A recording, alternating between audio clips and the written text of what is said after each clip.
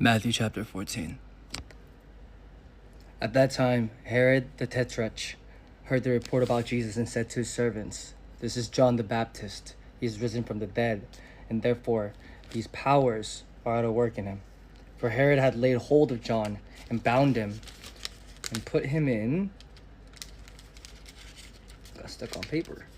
prison for the sake of Herodias, his brother Philip's wife, because John had said to him, "It is not lawful for you to have her." And although he wanted to put him to death, he feared the multitude, because they counted him as a prophet. But when Herod's birthday was celebrated, the daughter of Herodias danced before him and pleased Herod. Therefore he promised with an oath to give her whatever she might ask. So she, having been prompted by her mother, said, "Give me John the Baptist's head here on a platter." And the king was sorry. Nevertheless, because of the oaths and because of those who sat with him, he commanded it to be given to her. So he sent and had John beheaded in prison, and his head was brought on a platter and given to the girl, and she brought it to her mother. Then his disciples came and took away his body and buried it and went and told Jesus.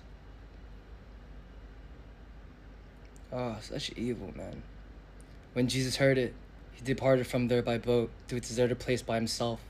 But when the multitudes heard it, they followed him on foot from the cities. And when Jesus went out, he saw a great multitude, and he was moved with compassion for them, and healed their sick. When it was evening, his disciples came to him, saying, "This is a deserted place, and the hour is already late. Send the multitudes away, that they may go into the villages and buy themselves food."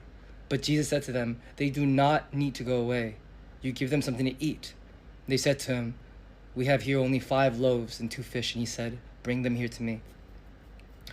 Then he commanded the multitude to sit down on the grass. And he took the 5 loaves and the 2 fish, and looking up to heaven, he blessed and broke, and gave the loaves to the disciples, and the disciples gave to the multitudes. So they all ate and were filled, and they took up 12 baskets full of the fragments that remained. Now those who had eaten were about 5,000 men, besides women and children. Immediately Jesus made his disciples get into the boat and go before him to the other side, while he sent the multitudes away. And when he had sent the multitudes away, he went up on the mountain by himself to pray. Now when evening came, he was alone there. But the boat was now in the middle of the sea, tossed by the waves, for the wind was contrary. Now in the 4th watch of the night, Jesus went to them, walking on the sea. And when the disciples saw him walking on the sea, they were troubled, saying, "It is a ghost." And they cried out for fear. But immediately Jesus spoke to them, saying, "Be of good cheer, it is I, do not be afraid." And Peter said to him, and said, "Lord, if it is you, command me to come to you on the water." So he said, "Come." And when Peter had come out on the boat, he walked on the water to go to Jesus. But when he saw that the wind was boisterous, he was afraid and began to sink. He cried out, saying, "Lord, save me."